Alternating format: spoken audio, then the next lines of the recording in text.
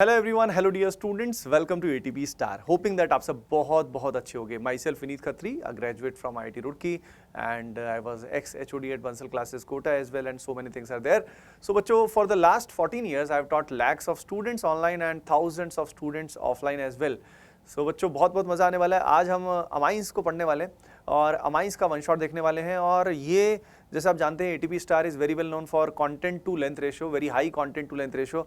तो बहुत ही मिनिमम समय में हम लोग जो अमाइंस है उसको रिवाइज करने वाले हैं। तो आप कुर्सी की पेटी बांध लीजिए और अपनी जो कॉपी है और पेन है वो साथ में ज़रूर रखिए, क्योंकि आपको जो की पॉइंट्स है वो नोट करने पड़ेंगे और बहुत बहुत मज़ा आएगा। तो बच्चों, सबसे पहले आगे बढ़ने से पहले मैं आप सभी को एनालाइज कर देता हूँ कि रिसेंटली जेईई में जो क्वेश्चंस आते हैं वो किस तरह के आते हैं, ताकि हम उनके एनालिसिस के हिसाब से पढ़ें तो अच्छा रहेगा। और साथ में की पॉइंट्स नोट करना, एनसीईआरटी को भी साथ में रख सकते हो, बहुत हेल्प मिलेगी आपको। ठीक है, तो बच्चों सबसे पहले देखिए, यहाँ पे अमाइंस जो है इसमें मल्टीपल कैटेगरीज हैं, वो अपन सारी एक एक करके देखने वाले हैं। बहुत बहुत मजा आएगा। तो यहाँ पे क्वेश्चंस की अगर हम बात करें तो क्वेश्चंस कहाँ से आए, जैसे इस पर्टिकुलर क्वेश्चन को अगर हम देखें तो बच्चों यहाँ दो स्टेटमेंट दी गई हैं। जैसे कि आप स्टेटमेंट 1 को देख सकते हैं, जिसमें बोला गया है pure aniline and other aryl amines are usually colourless. फिर इसके बाद स्टेटमेंट 2 दी हुई है, aryl amines get coloured on storage due to atmospheric reduction. अब ये जो पर्टिकुलर क्वेश्चन की अगर हम बात करें बच्चों, तो आप सभी देख सकते हैं, यार ये कहाँ से पूछ लिया इन्होंने, ये प्रॉपर थ्योरेटिकल क्वेश्चन है। लेकिन आजकल ये बहुत ही खास बात है कि आजकल प्योर थ्योरेटिकल क्वेश्चन एनसीईआरटी से लाइन टू लाइन पूछ लिया जाता है। तो ये क्वेश्चन एनसीईआरटी में फिजिकल प्रॉपर्टीज में शुरू में ही दिया हुआ है, ये लाइन दी हुई है। ठीक है, उसके बारे में हम अलग से बात करेंगे। तो ये क्वेश्चन कहाँ से आया, एनसीईआरटी में फिजिकल प्रॉपर्टीज आप साथ में खोल सकते हैं। फिजिकल प्रॉपर्टीज के वहां पे ये एटमॉस्फेरिक रिडक्शन की बजाय एटमॉस्फेरिक ऑक्सीडेशन है, दिया हुआ है ऑलरेडी, ये लाइन दी हुई है वहां पे। ठीक है, अलॉन्ग विद दैट अगर हम बात करें अगला क्वेश्चन, अगले क्वेश्चन में प्रोपेनामाइड का रिएक्शन दिया है Br2KOH से, यानी हॉफमैन ब्रोमाइड डिग्रेडेशन। तो अगला हॉट टॉपिक जो है वो है हॉफमैन ब्रोमाइड डिग्रेडेशन। तो नोट कर लेना की पॉइंट्स। पहला की पॉइंट ये है कि एनसीईआरटी को लाइन टू लाइन कवर करना है बढ़िया से। ठीक है, और उसको कवर करने के लिए एनसीईआरटी एग्जाम्पलर, एनसीईआरटी के पीछे के क्वेश्चन बहुत इंपॉर्टेंट है। उसमें हॉफमैन ब्रोमाइड डिग्रेडेशन से क्वेश्चन आने के चांस बहुत हाई होते हैं। उसके अलावा ये बहुत ही इंटरेस्टिंग रिएक्शन आई थी जो थी हमारी कार्बाइल अमाइन रिएक्शन। तो कार्बाइल अमाइन रिएक्शन आप लिख सकते हो, जो बहुत इंपॉर्टेंट है। अगली रिएक्शन है डाइएजोटाइजेशन।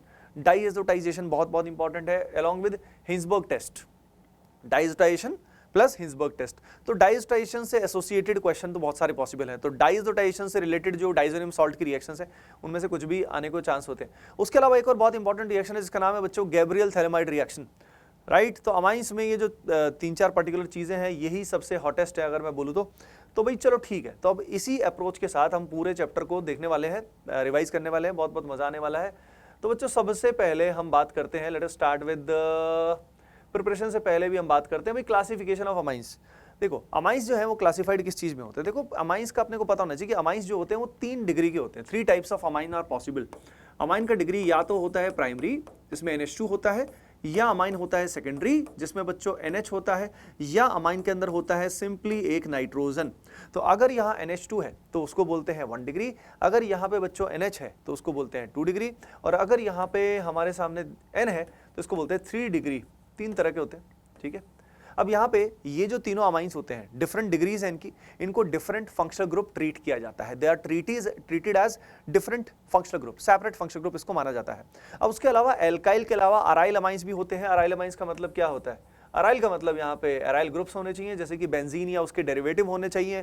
तो यहाँ पे बच्चों इसके ऊपर क्या लगा होगा, NH2 अमाइन या उसका कोई डेरिवेटिव, NH2 1 डिग्री 2 डिग्री कुछ भी हो सकता है। ठीक है, तो एनिलीन और उसके डेरिवेटिव्स जो होंगे वो अराइल अमाइंस होंगे। तो ये अमाइंस के वेरियस टाइप्स हैं, और अब हमें इन्हीं का प्रिपरेशन और इन्हीं की रिएक्शन करनी है, इन्हीं का प्रिपरेशन और इनकी ही रिएक्शन करनी है। पर उससे पहले बच्चों हमें इनके नॉमेनक्लेचर के अंदर नाम जो है वो कैसे करते हैं। तो नामकरण संस्कार में अगर हम देखें बच्चों, तो यहाँ पे खास तौर पे 2 डिग्री अमाइन और 3 डिग्री अमाइन में इंटरेस्टिंग होता है। जैसे कि 2 डिग्री अमाइन का मान लीजिए हमें नाम लिखना है, इसका नाम लिखना है। ठीक है, तो इसमें ध्यान रखिए जो लंबी चेन है वो हमारी पेरेंट चेन होती है, जो लंबी चेन है वो हमारी पेरेंट चेन होती है।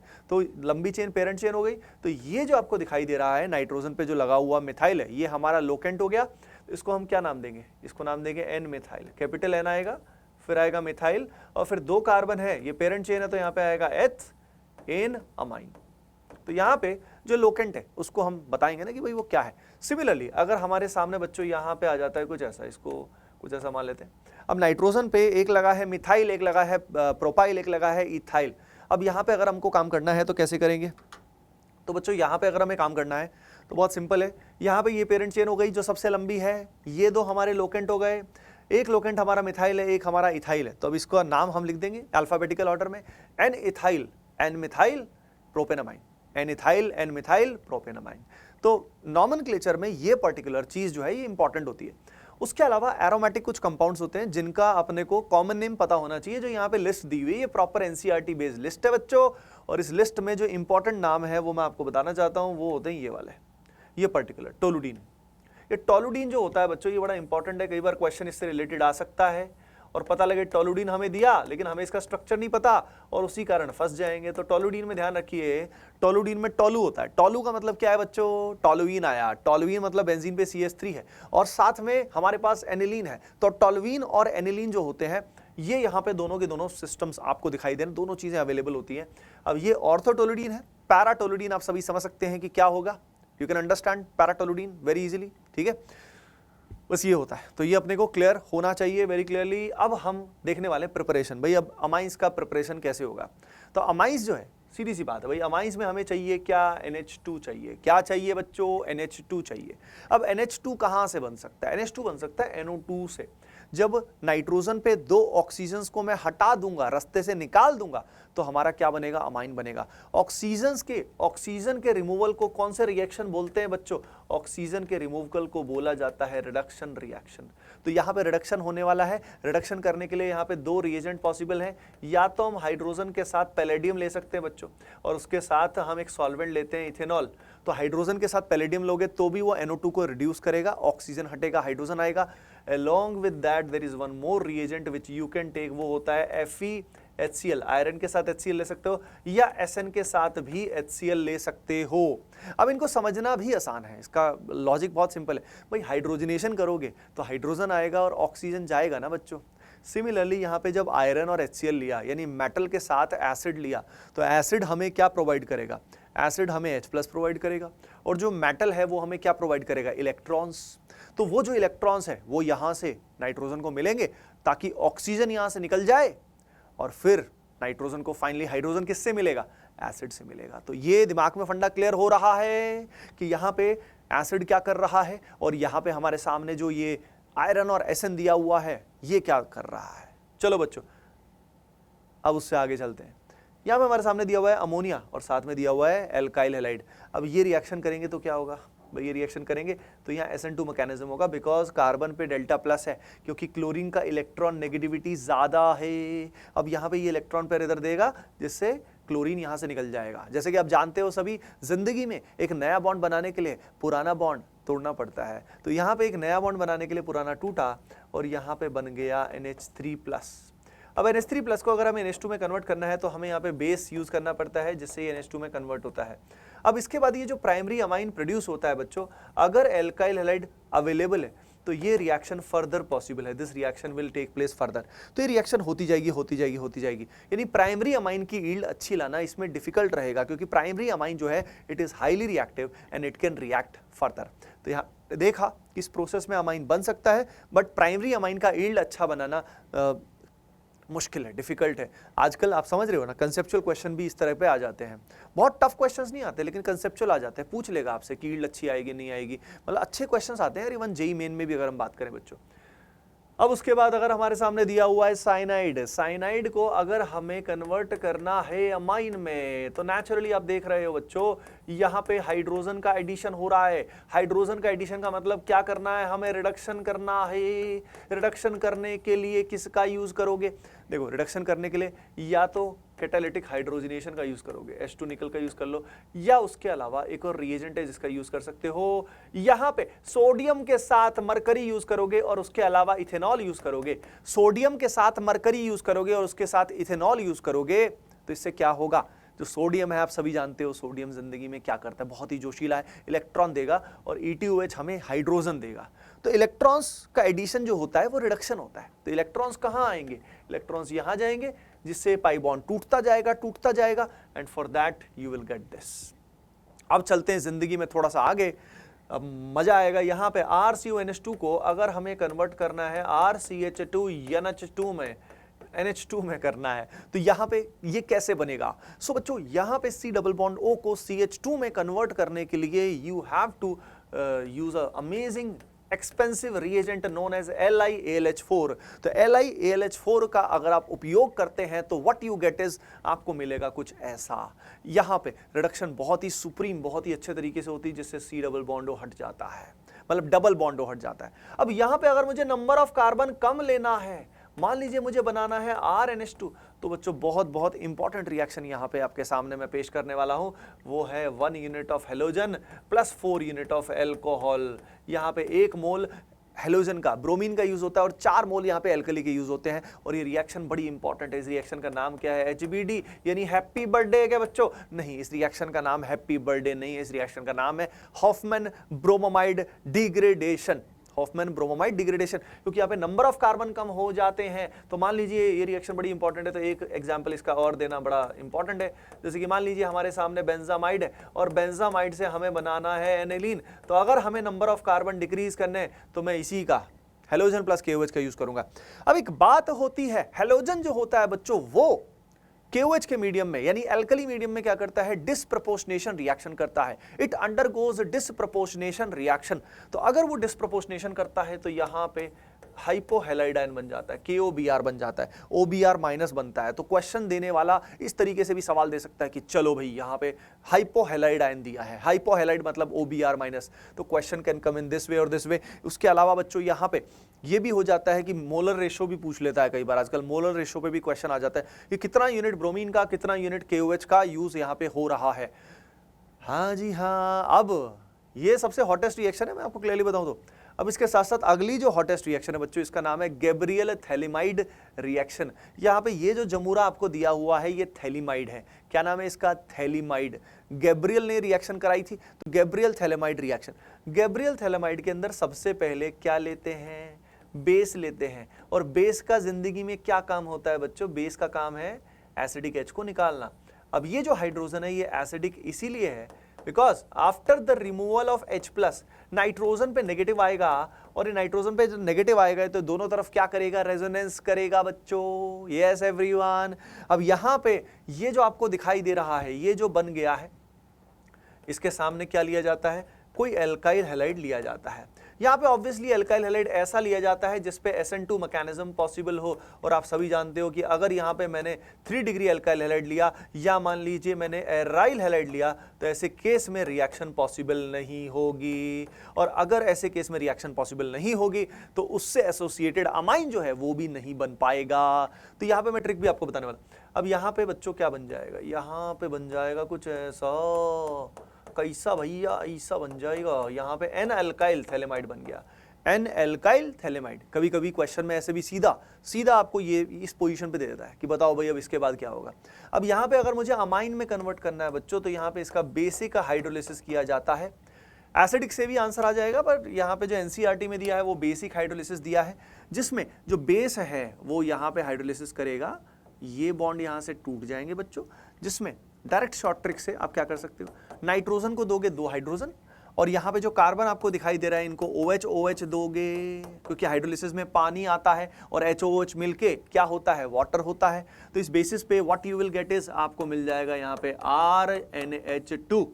तो डायरेक्ट शॉर्ट ट्रिक अगर हम इस रिएक्शन की देखें तो ये R जो आता है वो कहाँ से आता है? बताओ बच्चों, सोचो जल्दी से, दिमाग लगाओ। यस, ये R आता है एल्काइल हैलाइड से। ये आपको दिखाई दे रहा है एल्काइल हैलाइड। तो एल्काइल हैलाइड जो है, बस, तो अगर एल्काइल हैलाइड हमें पता है तो अमाइन पता लग गया, एल्काइल हैलाइड पता है तो हमें अमाइन पता लग गया, मौज हो गई। बात समझ में आ रही है क्या? अब ध्यान रखिए, कई बार क्वेश्चन आता है कि कौन कौन से कंपाउंड गैब्रियल थैलेमाइड रिएक्शन से नहीं बन सकते, कौन कौन से नहीं बन सकते। तो कौन नहीं बन सकते? अरे भाई, ऐसे alkyl halide which cannot undergo SN2, ऐसे एल्काइल हैलाइड जो SN2 नहीं कर सकते तो वो अमाइन भी नहीं बना सकते। समझ रहे हो? तो जैसे 3 डिग्री एल्काइल हैलाइड है तो 3 डिग्री अमाइन भी इसमें नहीं बन पाएगा। सिमिलरली अगर हमें बेंजीन पे NH2 एनिलीन बनाना है तो एनिलीन भी गैब्रियल थैलेमाइड से नहीं बन पाएगा। तो ये बात समझ में आई क्या? सभी नोट कर लीजिएगा इस बात को कि those alkyl halide which cannot undergo SN2 will not form amine. Those alkyl halide which cannot undergo SN2 ठीक है, will not form amine, amine नहीं बनाएगा। उसके अलावा अमाइन जो बनेगा नेचुरली, जब 2 H आएंगे तो अमाइन 1 डिग्री ही बनता है, तो गैब्रियल सैलामाइड में लिख लेना only 1 degree amine is formed, 1 degree amine ही बनता है, 1 डिग्री अमाइन ही बनता है। तो रिएक्शन में बात समझ में आई बच्चों सभी को? एवरीवन यस यस यस, बहुत बढ़िया भाई। फिजिकल प्रॉपर्टीज पे आगे बढ़ने से पहले बच्चों 2 आपको मास्टर रिसोर्सेज के बारे में मुझे बताना था, तो इंपॉर्टेंट अनाउंसमेंट आप सभी के लिए मैं बता देता हूं।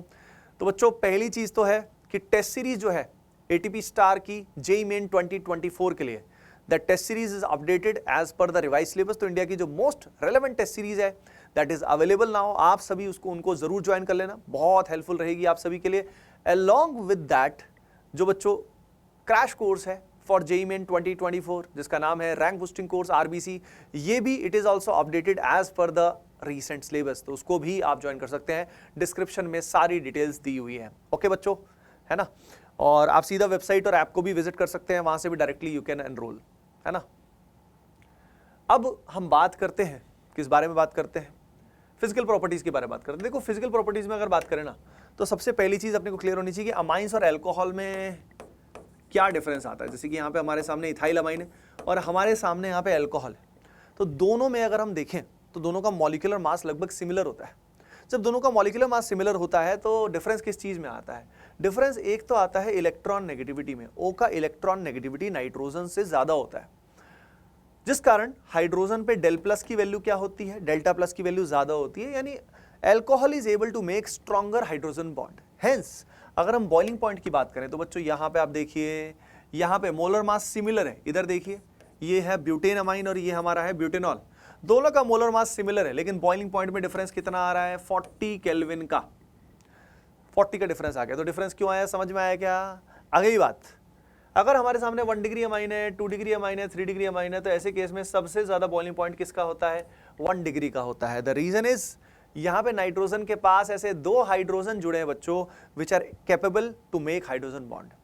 1 डिग्री में there are 2 hydrogen which are capable to make hydrogen bond, 2 degree में यहाँ पे एक ऐसा होता है और 3 डिग्री में यहाँ पे कोई भी नहीं होता है बॉन्ड बनाने के लिए, ठीक है? So that is the reason कि यहाँ पे बॉइलिंग पॉइंट जो है वो किसका ज्यादा होता है। Hoping that you got the point. अब बॉइलिंग पॉइंट के अलावा अब हम बात करते हैं कुछ और केमिकल रिएक्शंस की।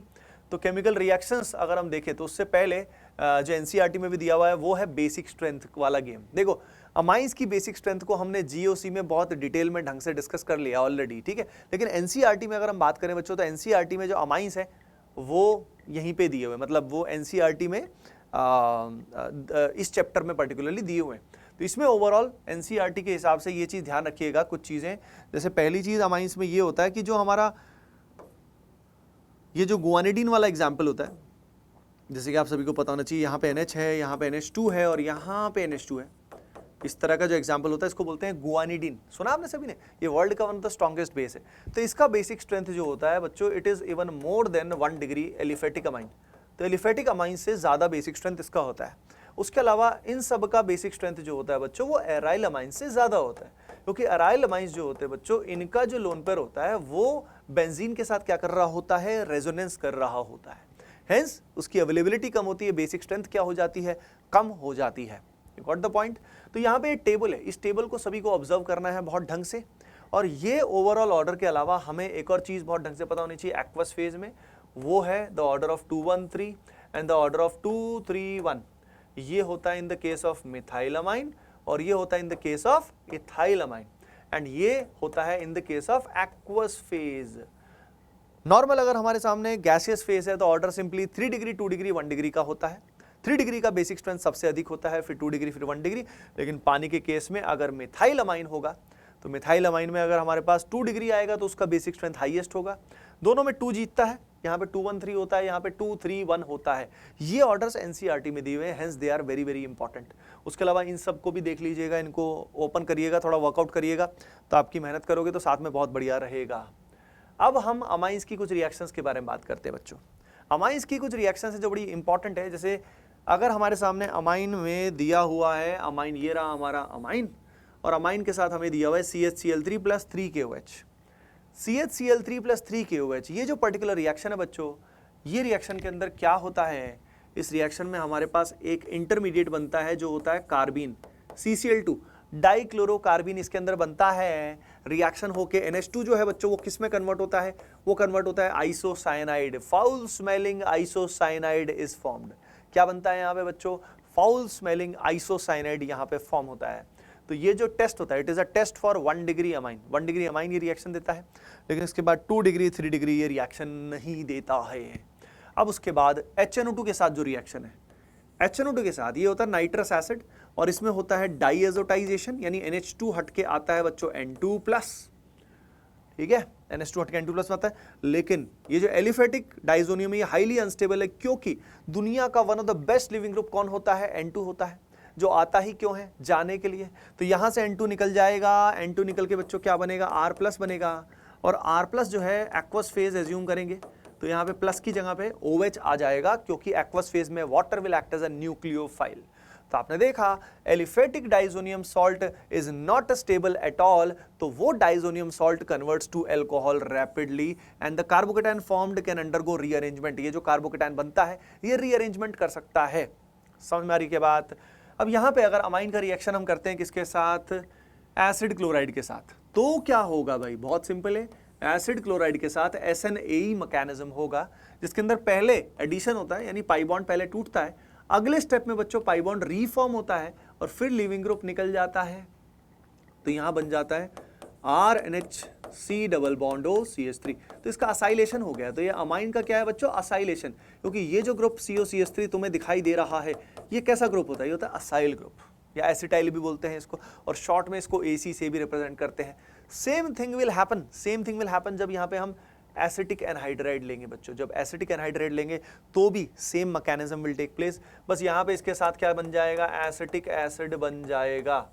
अब यहाँ पे पहले केस में इक्विलिब्रियम को अगर हमें फॉरवर्ड में करना है, यील्ड अच्छी करनी है, तो यहाँ पे क्या होता है, HCl फॉर्म होता है, क्योंकि NH2 का एक H निकलेगा और यहाँ पे Cl बनता है। तो HCl को न्यूट्रलाइज करने के लिए बेस लिया जाता है, HCl को न्यूट्रलाइज करने के लिए बेस लिया जाता है। मैंने आपको बोला बच्चों NCERT को साथ साथ क्या करना है, यस NCERT को साथ साथ कर लेना, बहुत बढ़िया रहेगा आप सभी के लिए।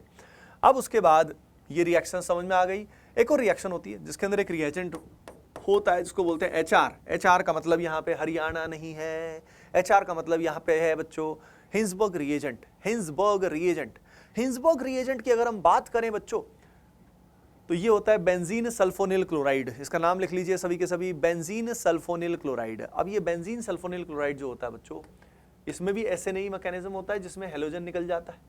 तो यहां बन जाता है हमारे सामने RNH डबल बॉन्ड O और PH, ये बन जाता है। अब ये जो बनता है ना कंपाउंड, ये NaOH में सोल्यूबल होता है। NaOH में सोल्यूबल क्यों होता है ये सोच सकते हो क्या बच्चों, why it is soluble in NaOH?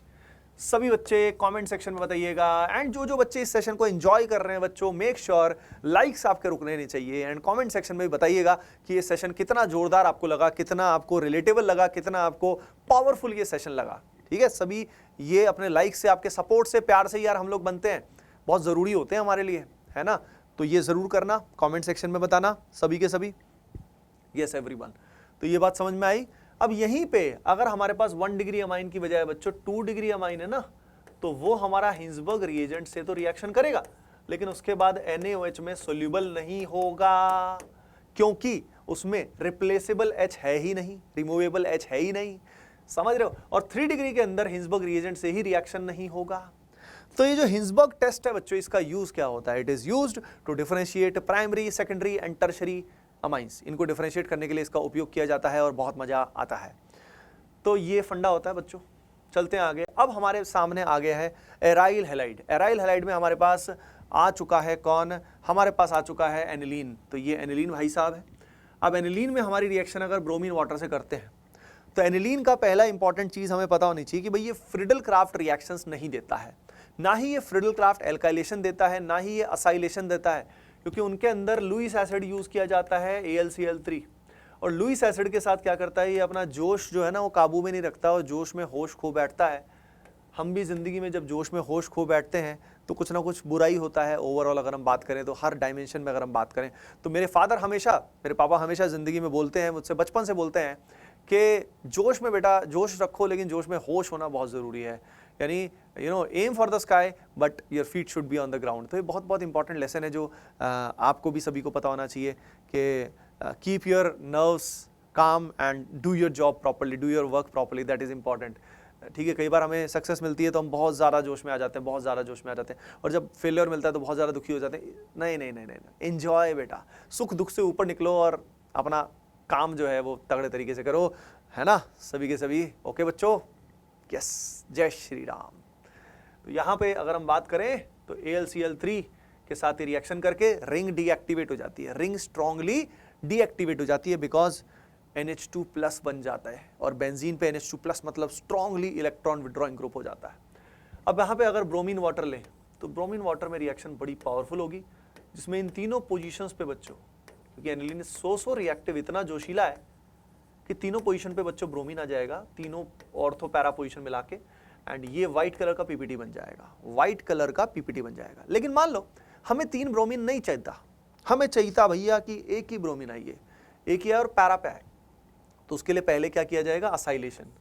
Acylation में ना पहले क्या बनेगा, पहले बनेगा ये NHC डबल बॉन्ड और CH3। ये जो कंपाउंड होता है ना, इसको बोलते हैं, इसका नाम लिख लेना, और इसका नाम इंपॉर्टेंट भी है, कॉमन नेम, इसको बोलते हैं एसिड एनिलाइड।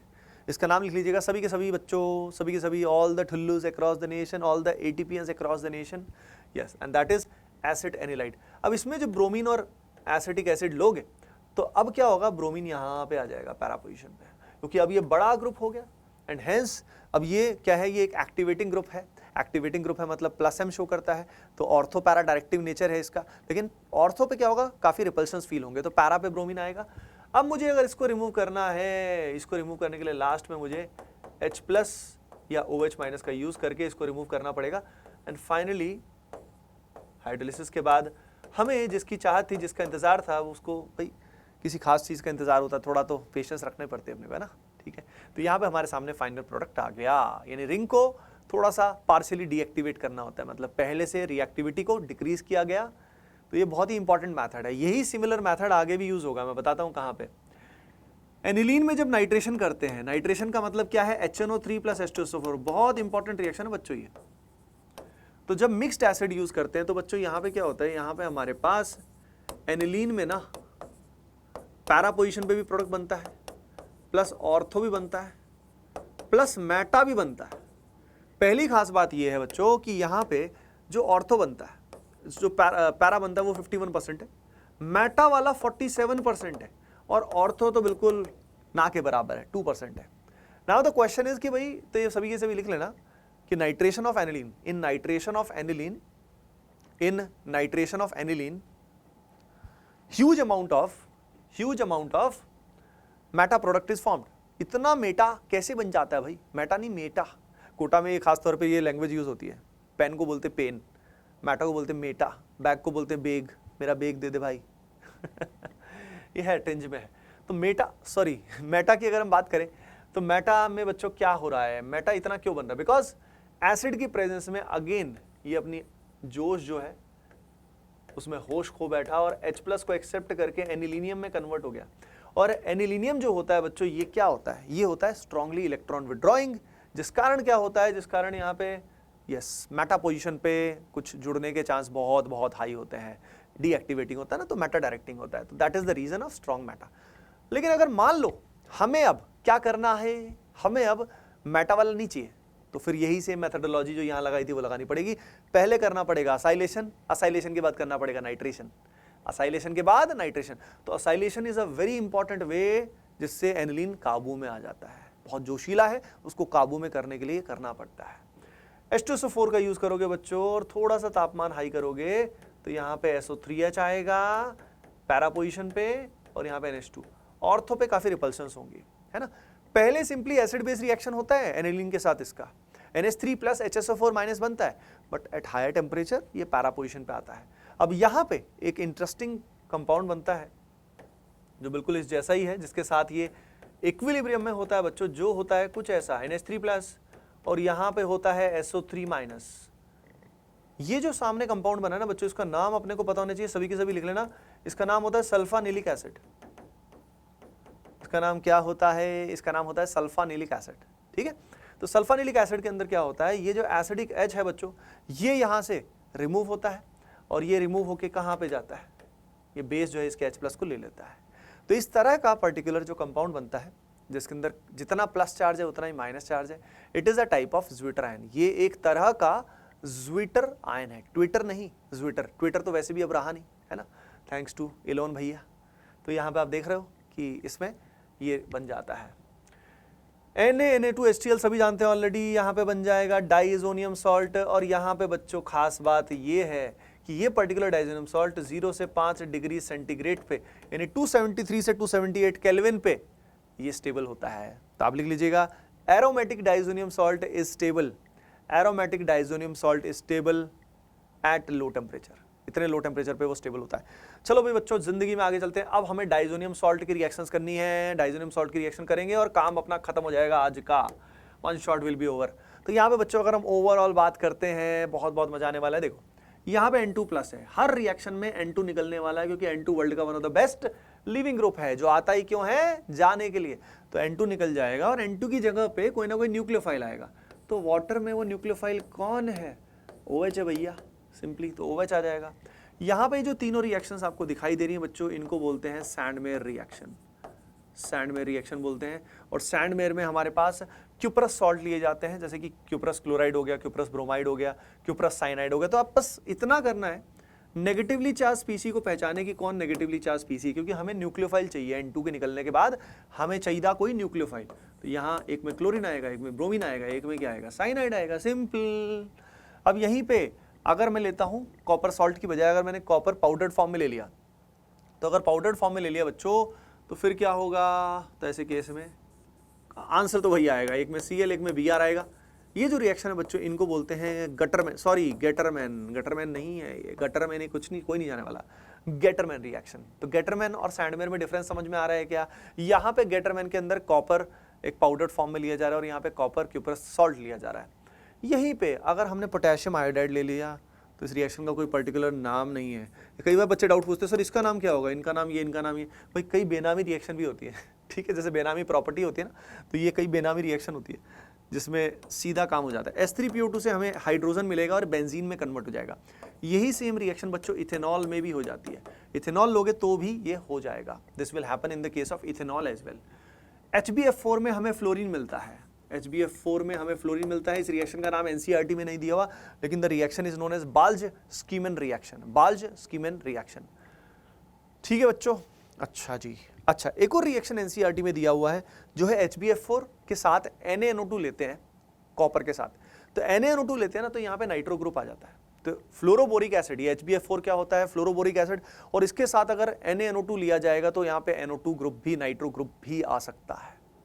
तो बात समझ में आ रही, सारी रिएक्शंस कितनी सिंपल है भाई, कितनी पॉपुलर रिएक्शंस है, बहुत ही सिंपल होता है, जिंदगी बहुत सिंपल है। हम जबरदस्ती कॉम्प्लिकेट कर देते हैं बिकॉज ऑफ ओवर थिंकिंग। ये जो हमारा मन है ना बच्चों, इस मन को हम काबू में नहीं रखते, कंट्रोल में नहीं रख पाते हैं। इस कारण क्या होता है, सारी प्रॉब्लम्स अराइज हो जाती है। अगर मन की को हमने काबू में कर लिया तो हर चीज़ बहुत सिंपल है, बहुत शांत है।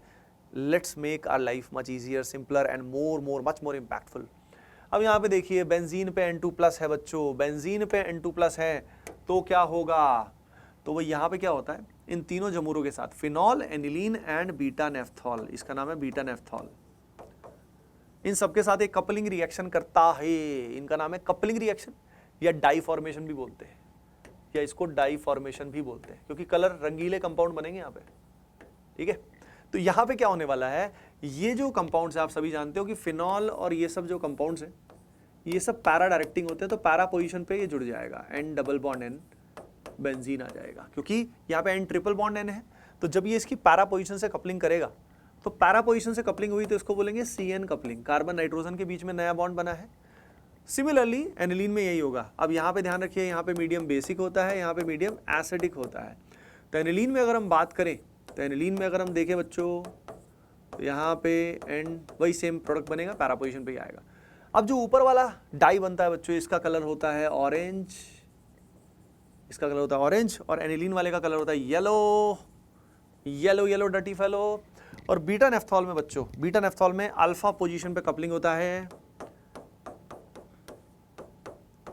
क्यों होता है, in order to maintain aromaticity during the reaction, reaction के दौरान एरोमेटिसिटी मेंटेन करने की वजह से, ताकि एक रिंग में एरोमेटिसिटी रहे, तो अल्फा पोजीशन पे कपलिंग होता है।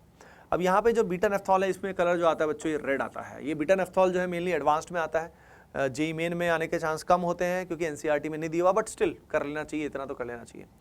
तो आपने देखा एनिलीन जो होता है इट फॉर्म्स डाई, एक कलर डाई बनती है, और इसको याद रखने का एक तरीका होता है, वो तरीका बड़ा इंटरेस्टिंग है। वो तरीका क्या है? वो तरीका है बच्चों बिपाशा रॉय। अब ये बिपाशा रॉय कौन है भाई? कौन है? नई लड़की है, हाँ कौन सी नई हीरोइन है बिपाशा रॉय? पहली चीज़ तो बी जो है, ये बी क्या है? बिपाशा में BPA Roy, B for beta naphthol, P for phenol and A for apple नहीं है, ए फॉर एनिलीन है, ठीक है। और कलर आप देख रहे हो, इसका रेड है, इसका ऑरेंज है, इसका येलो है, तो Bipasha Roy. You got it? Understood?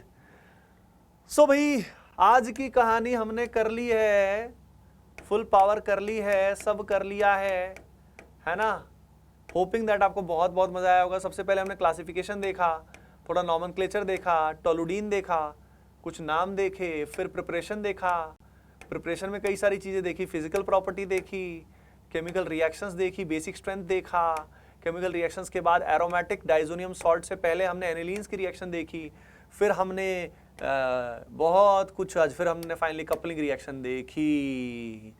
Yes everyone, तो बच्चों होपिंग दैट आप सभी को इस सेशन में बहुत बहुत मजा आया होगा। लाइक करके कमेंट करके अपना सपोर्ट जाहिर कीजिए, एंड सभी बच्चे जिनको भी एक टेस्ट सीरीज की रिक्वायरमेंट है बच्चों, सभी के सभी AOTS को जरूर ज्वाइन कर लीजिए। That will be game changing for your preparation, and with that I wish you all the best, love you all and keep preparing well.